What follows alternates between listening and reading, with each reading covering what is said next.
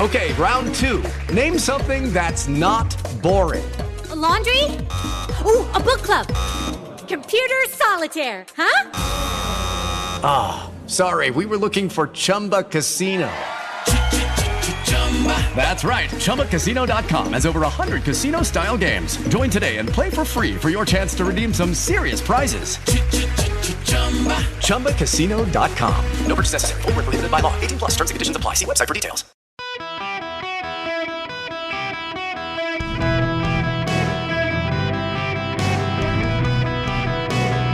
Welcome to the Eric Erickson Show podcast, Hour 1. Hello, America. Welcome. It is Eric Erickson here across the nation. The phone number 877-973-7425 should you wish to be on the program. The President of the United States headed home. He's been in Vietnam. The memorial of September 11th, which we will get into momentarily. Y'all, I've got a series of bits of audio I need to play for you before we get into this. The reality is that there is a complete meltdown happening on the left. In fact, I'm seeing this tweet right now. Philip Gorovich is a staff writer of the New Yorker, the magazine, and he's responding to this.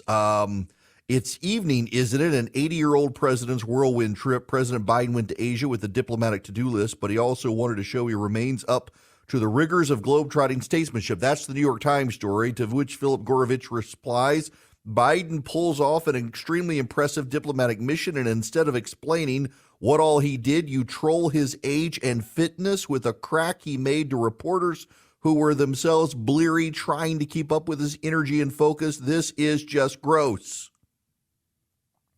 Democrats are getting really, really sensitive. Here's Chuck Todd on Meet the Press yesterday. For the Democrats, the issue, of course, is Biden's age. In a CNN poll this week, nearly 7 in 10 Democrats said the party should nominate, quote, a different candidate than Joe Biden. And it was the biggest concern among 49% of all Democrats.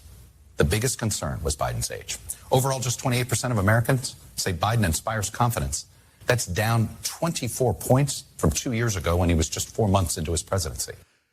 And this comes after the remarkable moment where Joe Biden's staff cut his microphone on stage at a press conference. Just some of this is a little hard to hear. Just follow along with it, though. We talked about at the conference overall. We talked about stability. We talked about making sure that the third world, the Southern Hemisphere had access to change it, had access. It wasn't confrontational at all. He came up to me and said, Thank you, everybody. This ends the press conference. Thanks, everyone. Thank you. Thank you.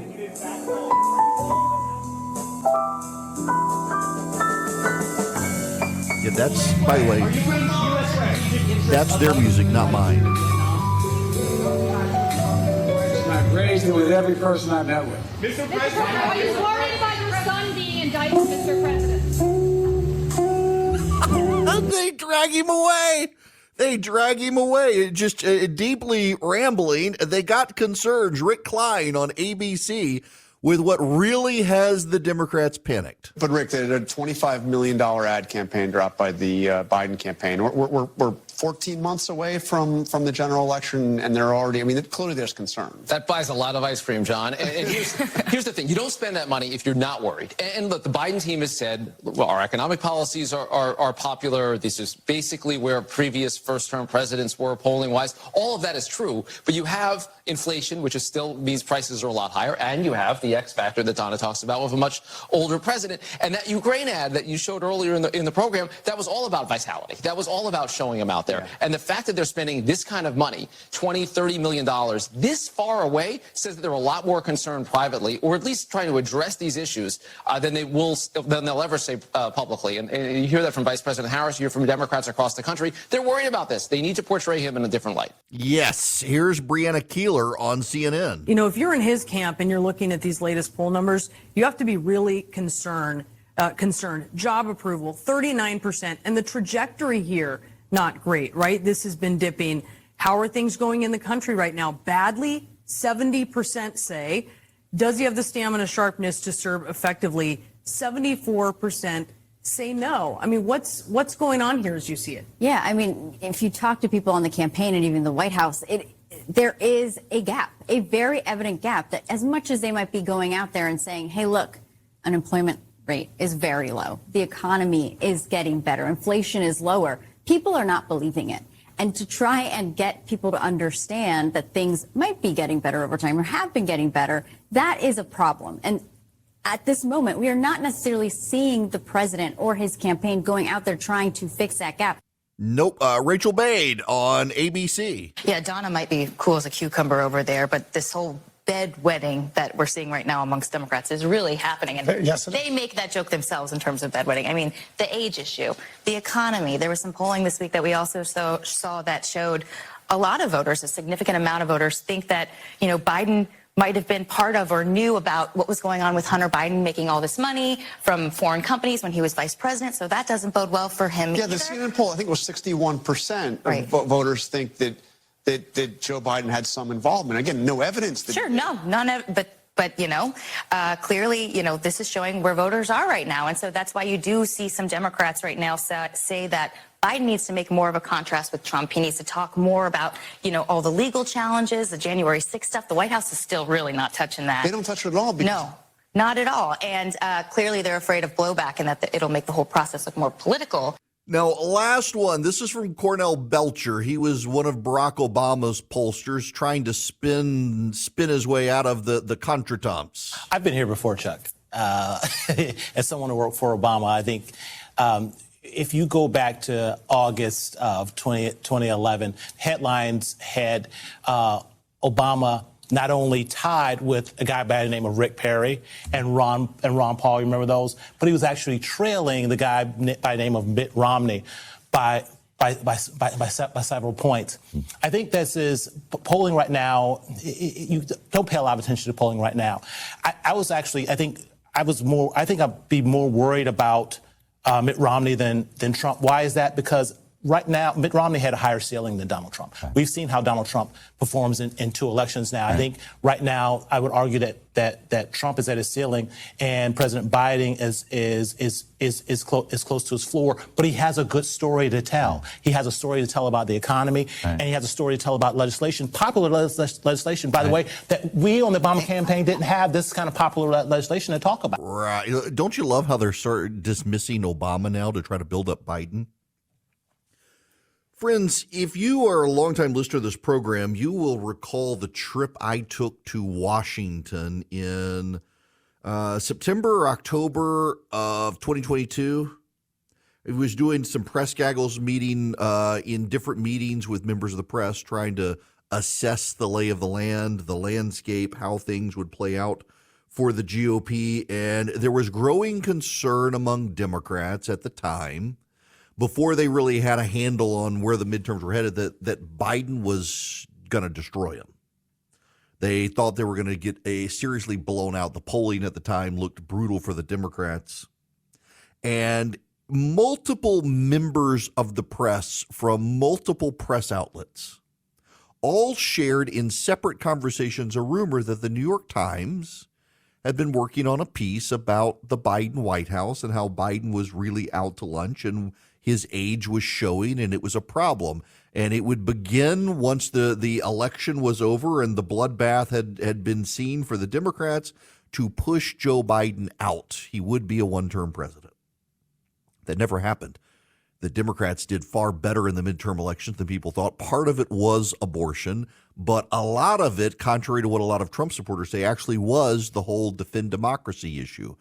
Joe Biden in his speech, much pilloried, much mocked, the fiery red speech with the Marines behind him, attacking Trump and Trump supporters for their destruction of democracy. It actually worked with a lot of swing voters. We don't have to talk about the surveys of voters and the polling. We can talk about the actual election results and the actual exit polling, which is a pretty good, reliable indicator of what happened. 13% of Republicans voted for the Democrats. 13% of Republicans in 2022 voted for the Democrats because they did truly believe Trump candidates were a threat to democracy.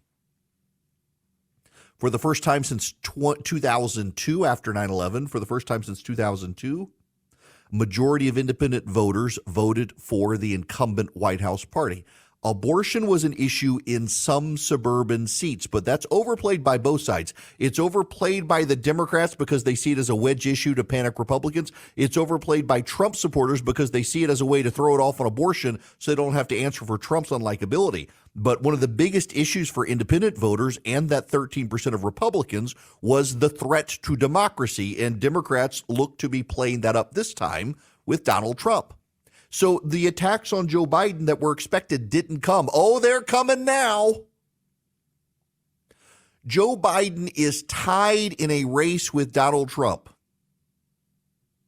Joe Biden loses to every other Republican. You name the Republican, Joe Biden loses to them. He's only tied with Donald Trump. He loses to DeSantis. He loses to Christie. He loses to Haley. He loses to Pence. He loses to Ramaswamy. He loses to Tim Scott. He loses to Asa Hutchinson. He loses to Doug Burgum, and no one knows who Doug Burgum is, but Joe Biden loses to him. Joe Biden loses to generic Republican, which at this point Burgum is for people. He loses to all the Republicans except Donald Trump, and he's tied with Donald Trump.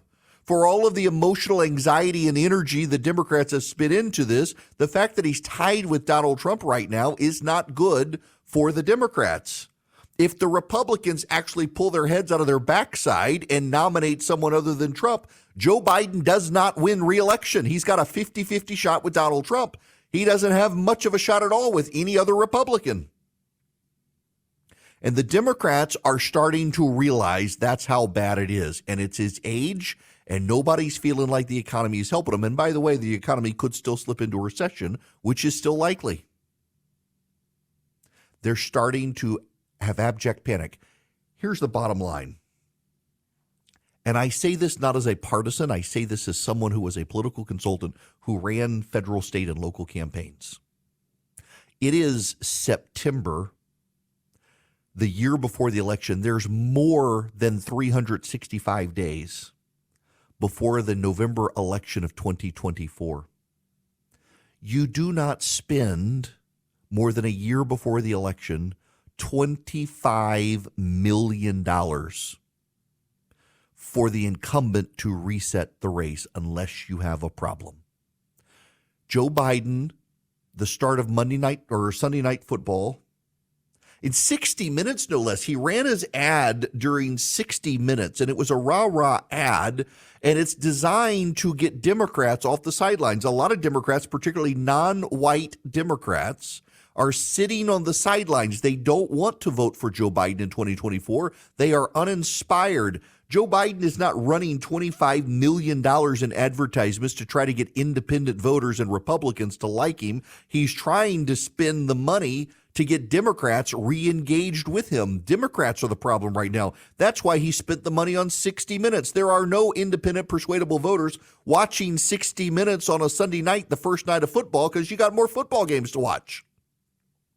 There are Democratic voters who are watching 60 Minutes. That's why he spent the money there. $25 million spent by an incumbent president more than a year before the election. That right there is freakout money. That right there is big red flag money. That right there tells you the Democrats are deeply bothered by this incumbent president, and it would not surprise me if they begin a very concerted push behind the scenes to get him off the stage and find someone else. And I don't think they can. Joe Biden, for all of his faults and problems, which are many, is probably the only Democrat who can keep the Democrats from having an open civil war with each other. And that's a far bigger problem for the Democrats. They don't have a bench of people who can unite the party and keep it on the same page. And it's a real problem for them that their incumbent, the man most likely to beat Donald Trump, and he's still losing to all the other Republicans, is a man who more than a year before the election needs to spend $25 million just to keep his polling from dropping further with Democrats. You still got more than a year to go and potentially a recession coming. This is not good for the Democrats. It's great for the rest of us to watch. Hello there. Welcome. It is Eric Erickson here across the nation, 877-973-7425. I got an email from a listener during commercial break. It says, what if Republicans are pulling a bait and switch? They're luring Democrats in with Biden, and then suddenly the GOP is going to start nominating someone other than Trump. They'll be stuck with Biden. That would be the ideal solution, frankly. I just don't know that the GOP is that smart or coordinated enough. I still think something's off with the polling, just what I hear on the ground in Iowa, New Hampshire, and elsewhere, that Donald Trump is still popular, but not as popular as the polling suggests. But the other candidates, they gotta figure something out here. I mean, it really is remarkable that at this moment in time, Joe Biden loses to everyone and is tied with Trump. You put in Nikki Haley, she outperforms everybody else right now, 9 points ahead. DeSantis is slightly ahead. Christie's ahead. Pence is ahead. Tim Scott's ahead. It's Donald Trump who either loses or is tied with Biden. It's just kind of remarkable. And the GOP should pay attention to that. And it would be hilarious if at the last minute we pull a bait and switch and we wind up with someone not named Trump and the Democrats are stuck with Grandpa Joe. Speaking of which, his, problems are beginning to spill out. That press conference, Mediaite, Biden announces I'm going to bed before being cut off mid-sentence after several weird outbursts at troubling Vietnam press conference. The president in India for his G20 summit. Toward the end, he was asked about U.S.-China relations by Voice of America correspondent Anita Powell, and specifically why he hadn't spoken to President Xi in 10 months. His answer went on about how Xi is facing many crises at home. He said he doesn't see the lack of recent communication as negative. As a matter of fact, he says, I think it's less likely to cause that kind of conflict. And look, nobody likes having celebrated international meetings. If you don't know what you want at the meeting, if you don't have a game plan, he may have a game plan. He just hasn't shared it with me, but I'll tell you what, I'm going to bed. And they cut the mic and they pulled him off the stage. Dude's old, very old. We need a young person.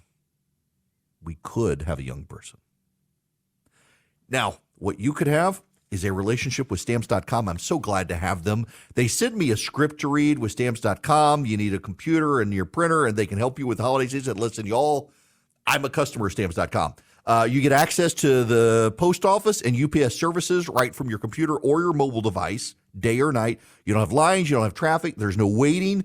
If you're running low on supplies, you can order what you need at Stamps.com. I got a little thermal printer I use with Stamps.com. I can print off labels. I can send packages. Y'all, it's so easy. I don't even have to go. I don't have to stand in line, which is the greatest thing. Millions of businesses use Stamps.com. They can get you ready for the holiday rush.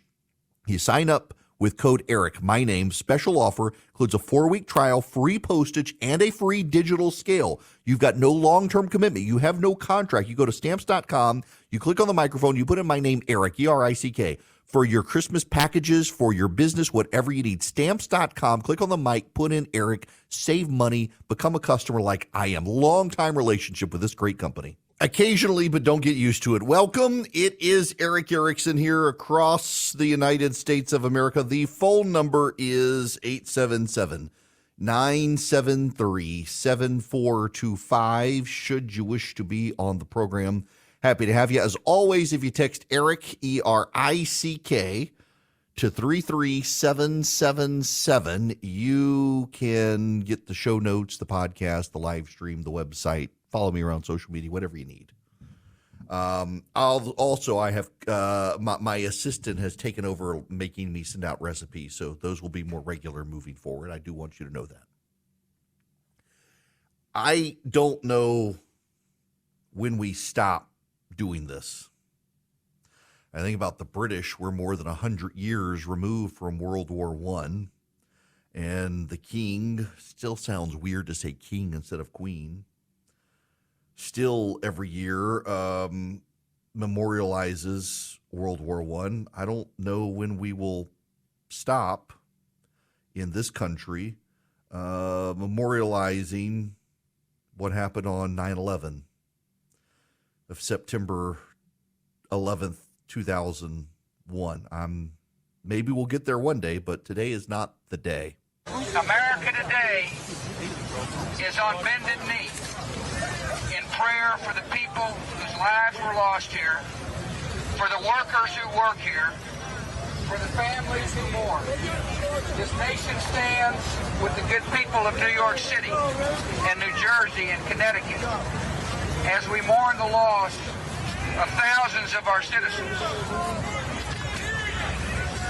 I can hear you.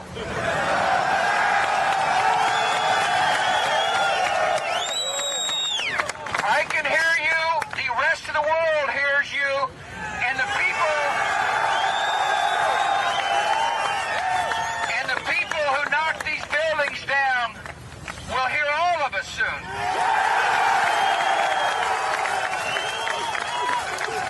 And a few weeks later, he throws out that pitch at Yankee Stadium. It's just, wow, looking at George W. Bush, the freeze frame on my computer screen now, how that war aged him. How that aged us all. When I was in law school, I had a professor named Adam Milani. He passed away a few years ago. He was a quadriplegic. He was in a wheelchair, had an accident playing hockey, was paralyzed from the waist down after that. And he told the story when he was a lawyer when the Murrah Federal Building in Oklahoma City had been bombed, and decided he did not want to continue being a lawyer after that because he worked at a law firm down the street from the building, and lawyers from out of town came in, and the building had been blown up. His staff was in the building, and he didn't know whether people were alive or dead that he worked with. His secretary had gone down there to drop off mail. She wound up surviving. And he said he thought it was awful. These lawyers came in from out of town and demanded that a deposition take place that had been long scheduled. He's like, I had friends and colleagues dead in that building. It was still smoldering. You could hear the sirens and the police all that day, the Murrah Federal Building. He said, that was the day I decided I didn't want to be a lawyer. So he wanted to be a law professor, teaching legal writing, among other things. I remember 9/11. I was a lawyer then. A year out of law school. And it's so much like the Adam Milani situation. I walked in that morning, a plane had hit the World Trade Center. They were covering it. They thought it was a small plane, and then the second plane hit. A friend of mine, a mentor of mine in politics, was on the plane that hit the Pentagon. Barbara Olson, who, if you're conservative in the Federalist Society, you know Barbara. Her husband, Ted, was the Solicitor General for President Bush. And then the plane, Todd Beamer, the people on that plane in Pennsylvania, let's roll. So I remember that day, and I remember that was a day, I mean, it was such a similar story to Adam Milani that there was a deposition. I was engrossed in this. My boss's daughter worked for the elections division of the city of New York. People forget it was a primary election day in New York that day. She was actually at the precinct at the World Trade Center where the plane hit. He didn't know whether she was dead or alive, and lawyers came in and they're like, oh, we got to do this deposition. We got to do the deposition. This case has gone on for so long. I just thought, man, how bizarre. We're my boss's daughter, and he was the one who had to conduct the deposition, be there. He doesn't know. He hadn't heard from his daughter.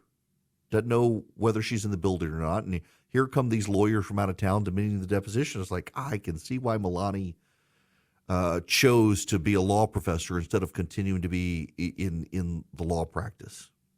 Now, for those of you who were young,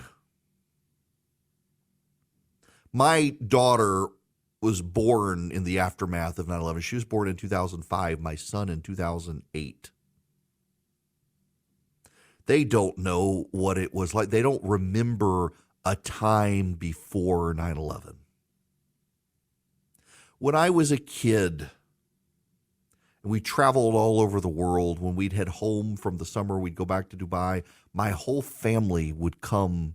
My grandparents, family friends, my best friend from home, they'd go to the airport with us and drop us off for us to fly back to Dubai. We'd all go through security. They'd hang out at the gate. Now, it actually, given how crowded airports are these days, it's probably a good thing your whole family can't go see you off at the plane. But when I was a kid, before 9/11, the day before 9/11, September 10th, 2001, your whole family could go through the X-ray, through the scanner, the metal detector, send their stuff through the X-ray detector. Nobody took off their shoes. You could carry your full-sized shampoo bottle with you in your carry-on. You didn't have to take your belt off. You didn't have to take your shoes off. You took the metal out of your pocket. You walked through the X-ray through the metal detector, your bag with the X-ray machine. Your whole family showed up at the gate with you to wait, unless you were traveling international. Then they had to stay on the other side of customs. Everybody could go with you. And they'd hang out at the gate. You could take your kids to the airport. You didn't have to have a ticket. You just walked through the metal detector with your kids, and you could take them and sit and watch the planes. Everything changed that day. For several days, there was not a plane in the sky. That day, the only plane that remained in the sky was Air Force One. And I remember Peter Jennings at the time was the ABC News anchor. And he went on this tirade about George W. Bush and where was he and why wasn't he comforting the nation. The man was in an airplane with a Secret Service and an Air Force that refused to allow him to land because they didn't have an assessment of the situation.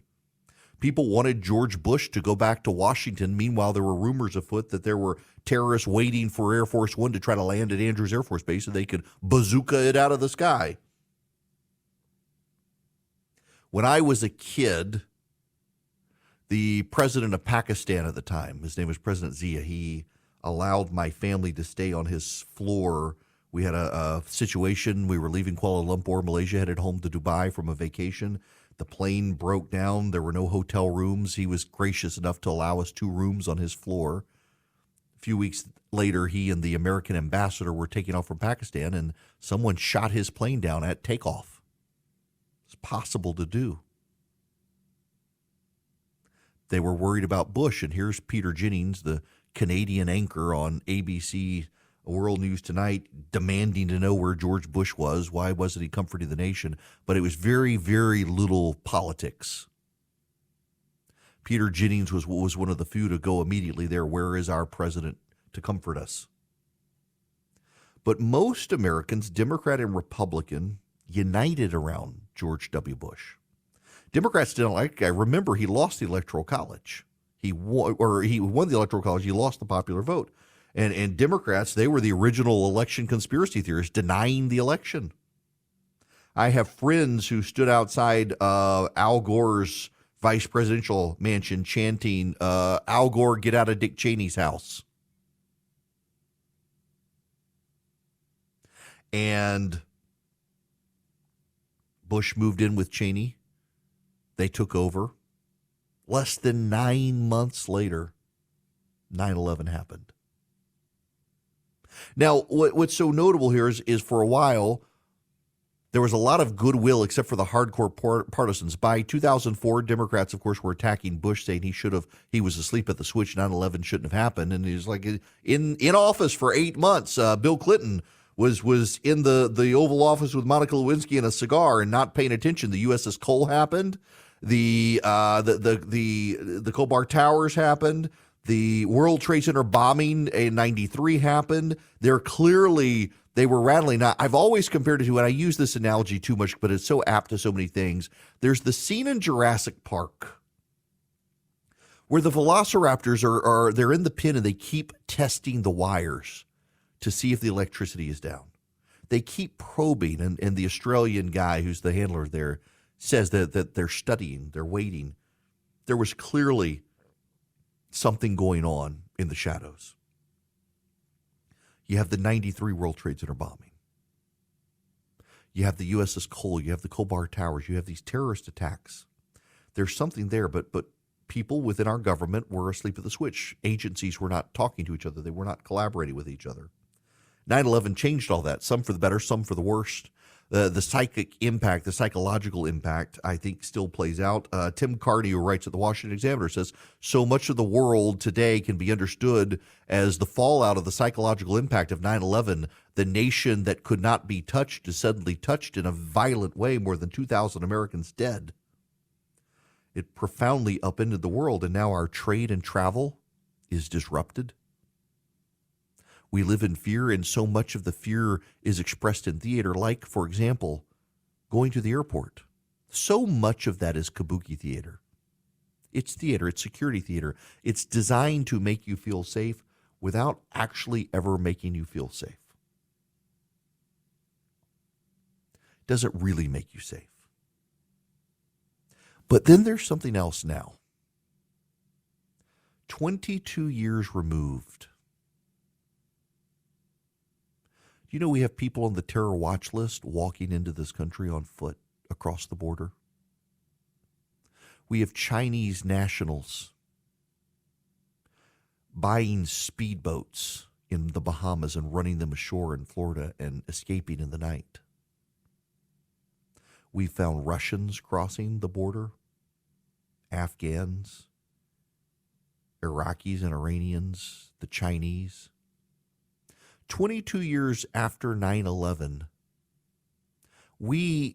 not we, the Democrats, don't really seem to be taking our national security seriously. They're creating problems. I mean, are there sleeper cells in this country now that have come across the border? The answer probably is actually yes. There was this story recently about Chinese nationals showing up at military installations in the United States, overwhelming facilities, claiming they had reservations at hotels on facilities, trying to get past the gate, trying to get onto bases, swarming in Alaska and elsewhere, bases in rural parts of the country, demanding to be let in as tourists, coming with their cameras and their cell phones, trying to do electronic surveillance. This administration doesn't seem to take it seriously. The Obama administration didn't seem to take it seriously either. We have people crossing the border, illegal aliens and others coming into this country. 22 years after 9/11, it does make you wonder how many people are already embedded within this country who are here to do harm to us. And this administration asleep at the switch, claiming what they're doing is working when it's not. I go back to this story by Ron DeSantis and Ken Cuccinelli on stage with me at the gathering. The number of Chinese who hire speedboats in the Bahamas and run them ashore in Florida and disappear into the night, it's happened more than once. That should keep our president up at night, and instead the man can barely stay awake during the day. We are 22 years removed from that awful day. But I wonder, as we've slowly drifted back to sleep as a nation, what awful day might await us because our government leaders continue to fail us. Makes you wonder. Now, a company that's not going to fail you is Vision Computer. If you need a laptop or a desktop computer, they can build it for you, and they're not going to let you down. They build computers, they save you money, and then they service them. Now, listen, I want to talk to you if you've got a computer right now, if you've got a PC, and Vision is not where you got it from, and you need tech support, for a low annual fee, Vision can actually take over tech support. They can remote into your computer. They can do a lot of email maintenance. They can do antiviral support, things like that. They can help you with your printer and stuff for a low annual fee. If you've got Vision, you know the world-class support I'm talking about. Everybody has the opportunity. All you do is call them at 404-COMPUTE nationwide, anywhere in the United States, 404-COMPUTE. Let Vision build your computers for you, save you some money in the process, and then be your tech support. You don't need a full IT department. Vision can take care of it. Each of your employees will be able to call. And if you call 404-COMPUTE and ask about the Eric Erickson special, they can save you money. They can give you a special deal. You can go to visioncomputers.com. You will not see the Eric Erickson special. But if you call them at 404-COMPUTE, Vision can take care of you. Ask them about the Eric Erickson special. They cut you an even better deal. This hour of the program brought to you by First Liberty Building and Loan. Wherever you are in the United States, if you're in charge of a business and you want it to grow, First Liberty might be able to help you. Here's the deals they do. If you're buying a building or building a building or buying a franchise or expanding a franchise, buying out business partners or competitors, that's the sort of thing they do. They've been doing this since the 90s.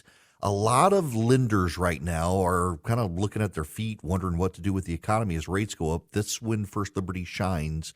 They've been through many, many cycles, business cycles. They know they can help you. Spend 10 minutes with them and see if you're a fit for them and they're a fit for you. FirstLibertyGA.com is the website, FirstLibertyGA.com. If you need $250,000 or more, that's kind of in their wheelhouse, FirstLibertyGA.com. And again, this is really important because I know I've got a big national audience now. They can help you anywhere in the United States, not just Georgia where they're located. Anywhere in the nation, they can help your business grow. FirstLibertyGA.com. Now, we got lots of other stuff that I want to talk about. One of them is a big deal. Governor Glenn Youngkin has granted an absolute pardon to Scott Smith. Scott Smith is the father in Loudoun County, Virginia, whose daughter was sexually assaulted at school by a transgender student. He was wrongfully prosecuted and convicted for causing a commotion at a Loudoun County School Board meeting when he exposed what happened, that the trans student sexually assaulted his daughter, and the school system engaged in a cover-up. As he was talking about this, they had him arrested and prosecuted for, yes, a local school board did this to this man. He's now been absolutely pardoned. Governor Glenn Youngkin says, in Virginia, parents matter, and my resolve to empower parents is unwavering. A parent's fundamental right to be involved in their child's education, upbringing, and care should never be undermined by bureaucracy, school divisions, or the state. I'm pleased to grant Scott Smith his pardon and help him and his family put this injustice behind them once and for all. They also began an investigation into sexual assaults in Loudoun County. Following the Attorney General's investigation into the sexual assault cover-up, the superintendent was fired. It was a remarkable abuse of power by the local school board and an actual cover-up of what was going on in the school system. Even some school board members didn't know about it. Good for Glenn Youngkin pardoning Scott Smith, who was not a bad guy. He stood up for his daughter. And when he exposed what was happening in a school board meeting, they had him arrested. It was absolutely a bizarre perversion of justice, now made right by Governor Glenn Youngkin, who could not do it sooner because he had to. The process in Virginia, the pardon process, takes a little while. You gotta actually go through the process of the conviction. You can't pardon before conviction in Virginia, unlike the federal government where you can. You can't in Virginia, and so now that that's happened, he's gotten a full pardon. Good for him, good for the governor. Shame on the whole process that it had to get this far. When we come back, oh my gosh, you got to stick around. The road trip from hell that went through the South with the Secretary of Energy. Judy was boring. Hello. Then Judy discovered ChumbaCasino.com. It's my little escape. Now Judy's the life of the party. Oh, baby, mama's bringing home the bacon. Whoa, take it easy, Judy. The Chumba life is for everybody. So go to ChumbaCasino.com and play over 100 casino-style games. Join today and play for free for your chance to redeem some serious prizes. ChumbaCasino.com. No purchase necessary. Void where prohibited by law. 18+ terms and conditions apply. See website for details.